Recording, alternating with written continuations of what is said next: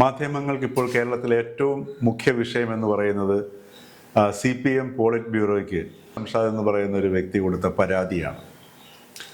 ഈ പരാതിയെ അടിസ്ഥാനപ്പെടുത്തി ഒരേ പരാതി, ഒരേ വിവരങ്ങൾ, വസ്തുതകൾ, ഇത് ആദ്യ ദിവസം മുതൽ കഴിഞ്ഞ ഏതാനും ദിവസങ്ങളായിട്ട് ഒരേ വസ്തുതകൾ തന്നെ തിരിച്ചും മറിച്ചും വിട്ട് ഇങ്ങനെ ചർച്ച ചെയ്യുകയും വാർത്തകൾ കൊടുത്തുകൊണ്ടിരിക്കുകയും ചെയ്യുന്നു. ഇത് കേരളത്തിൻ്റെ മുഖ്യ വിഷയം ഇതായിട്ടാണ് മാധ്യമങ്ങൾ അവതരിപ്പിക്കുന്നത്. ഇതിലൂടെ മറയുന്നത് ലോകത്ത് നടന്നുകൊണ്ടിരിക്കുന്ന അനുനിമിഷം നടന്നുകൊണ്ടിരിക്കുന്ന മാറ്റങ്ങൾ, അതേപോലെ ഭൗമരാഷ്ട്രീയത്തിൽ വരുന്ന മാറ്റങ്ങൾ, ഇതെല്ലാം മലയാളിയെ ബാധിക്കുന്ന വിഷയമാണ്. പക്ഷേ ഇത് നാം ശരിക്കും പറഞ്ഞാൽ പലരും ഇത് അറിയാതെ പോകുന്നതിൻ്റെ ഒരു കാരണം ഈ മാധ്യമങ്ങളുടെ ഇത്തരത്തിലുള്ള മറ സൃഷ്ടിക്കലാണ്. നമസ്കാരം.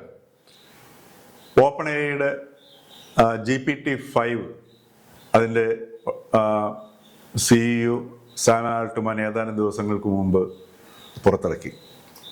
അതിനു മുമ്പ് ഏതാണ്ട് ഒരു മാസം മുമ്പാണ് ഗ്രോക്ക് 4 ഇലോൺ മസ്ക് പുറത്തിറക്കിയത്.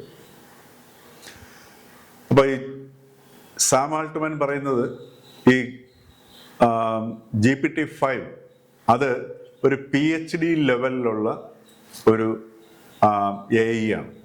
അതായത് ഏതെങ്കിലും ഒരു നിർദ്ദിഷ്ട വിഷയത്തെക്കുറിച്ച് ഗവേഷണം നടത്തി അതിൻ്റെ ഇത് കണ്ടെത്തുന്ന ഒരവസ്ഥ. അപ്പോൾ അത്രയും, അതായത് റിസർച്ച് പോലും PhD ലെവൽ എന്ന് പറയുമ്പോൾ ഗവേഷണമാണ്.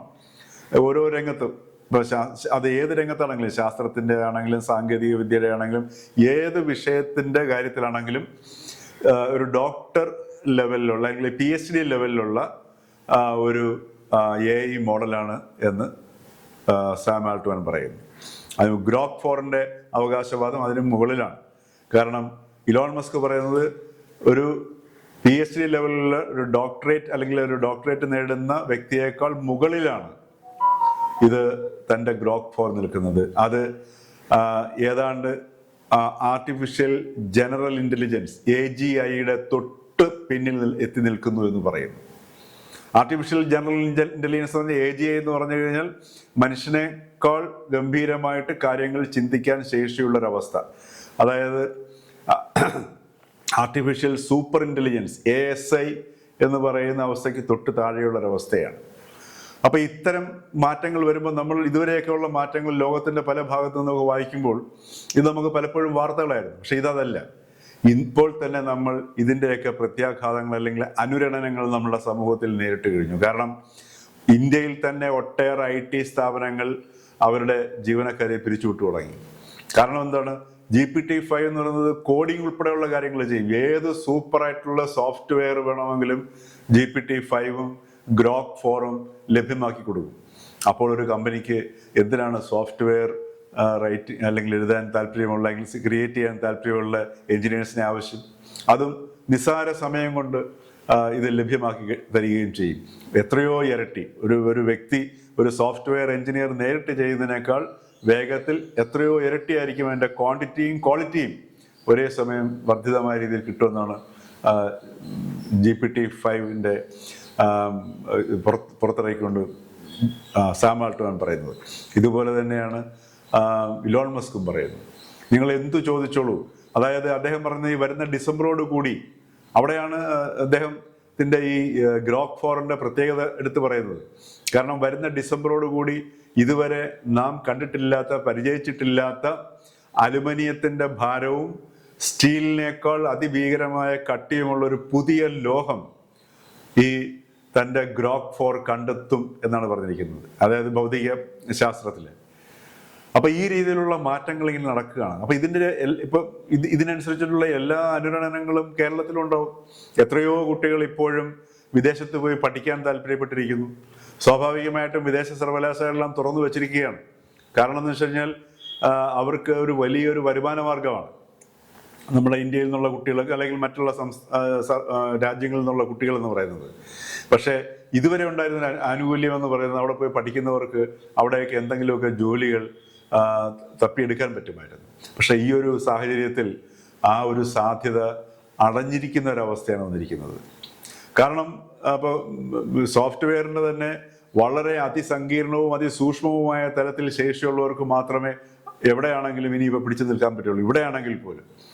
അപ്പൊ ഇത്തരമൊരു സാഹചര്യത്തിൽ എങ്ങനെയാണ് നമ്മളുടെ കേരളത്തിലെ കുട്ടികളെയും അല്ലെങ്കിൽ ഉന്നത വിദ്യാഭ്യാസ മേഖലയും അതോടൊപ്പം തന്നെ ഈ പ്രൈമറി തലം തൊട്ടുള്ള വിദ്യാർത്ഥികളെയും ഈ ഒരു മാറുന്ന സാഹചര്യത്തിലേക്ക് അവരുടെ ശ്രദ്ധയെ ക്ഷണിക്കുകയും എങ്ങനെ ഈ പുതിയ സാഹചര്യത്തെയും പുതിയ സാങ്കേതിക വിപ്ലവം കൊണ്ടുവരുന്ന വെല്ലുവിളിയെ എങ്ങനെ നേരിടാം എന്നുള്ളതിനെക്കുറിച്ച് വളരെ കൂലങ്കഷമായിട്ട് ഓരോ വ്യക്തിയും സമൂഹം ഒന്നാകെ ചിന്തിക്കേണ്ട ഒരു സന്ദർഭത്തിലൂടെയാണ് നാം കടന്നു പോയിക്കൊണ്ടിരിക്കുന്നത്. കാരണം ഗവൺമെന്റിന് പോലും ഒരു പരിമിതിയുണ്ട്. ഇത് ഒരു സർക്കാർ മാത്രം ചിന്തിക്കേണ്ട ഒരു വിഷയമല്ല. ഓരോ വ്യക്തിയും, ഓരോ കുട്ടികളും അതോടൊപ്പം രക്ഷകർത്താക്കളും ഒക്കെ ഉണർന്ന് ചിന്തിക്കേണ്ട ഒരു സാഹചര്യത്തിലൂടെയാണ് നാം ഇപ്പോൾ കടന്നു പോയിക്കൊണ്ടിരിക്കുന്നത്. പക്ഷേ അത്തരത്തിലൊരു ചിന്തയിലേക്ക് മലയാളിയുടെ ഒരു ശ്രദ്ധയെ ഒരു കാരണവശാലും തിരിച്ചു വിടാതിരിക്കാൻ പാകത്തിലുള്ള രീതിയിലുള്ള വിഷയങ്ങളാണ് ഈ മുഖ്യധാരാ മാധ്യമങ്ങൾ, അത് ചാനലുകളാണെങ്കിൽ പത്രങ്ങളാണെങ്കിൽ പോലും ഈ വാർത്തകൾ കൈകാര്യം ചെയ്യുന്നതും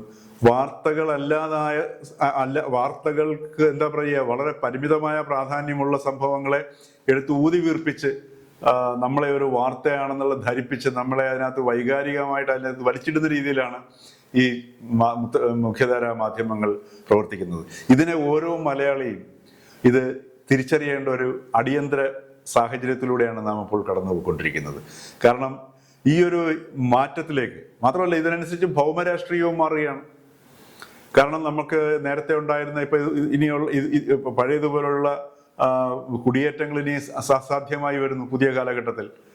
കാരണം വളരെ എന്താ പറയുക, ഈ ഒരു സാങ്കേതികമായിട്ട് ഇപ്പം ആർട്ടിഫിഷ്യൽ ഇന്റലിജൻസ് അല്ലെങ്കിൽ AI മുകളിൽ നിൽക്കുന്ന രീതിയിലുള്ള മികവുള്ള വ്യക്തികൾക്ക് മാത്രമേ വിദേശത്തേക്ക് ഇനി പോകാനുള്ള അവസരങ്ങൾ ഉണ്ടാവുന്നുള്ളൂ.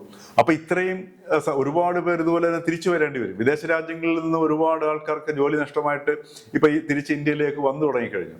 അതിൽ നല്ലൊരു ശതമാനം മലയാളികളാണെന്നുള്ള കാര്യം മറക്കരുത്. അപ്പൊ ഇത്തരം ഒരു ആൾക്കാരുടെ തിരിച്ചുവരവും അതുപോലെ തന്നെ പിരിച്ചുവിടലും പുതിയ സാധ്യതകളുടെ ഇതുവരെ ഉണ്ടായിരുന്ന സാധ്യതകൾ ഇല്ലാതാവുന്നതും ഒക്കെ സൃഷ്ടിക്കുന്ന ഒരു സാമൂഹിക അന്തരീക്ഷവും വിഷയവും. അപ്പൊ അത് ഓരോ മലയാളിയും ബാധിക്കുന്ന വിഷയമാണ്. അത് ശരിക്കും പറഞ്ഞു കഴിഞ്ഞാൽ ഈ ഒരു മാധ്യമങ്ങളുടെ ഈ മറച്ചുപിടിക്കലിന്റെ ആ ഒരു സ്വാധീനത്തിൽ പെടാതെ ശ്രദ്ധിക്കുക എന്നുള്ളത് ഓരോ മലയാളിയുടെയും ഉത്തരവാദിത്വമാണ്.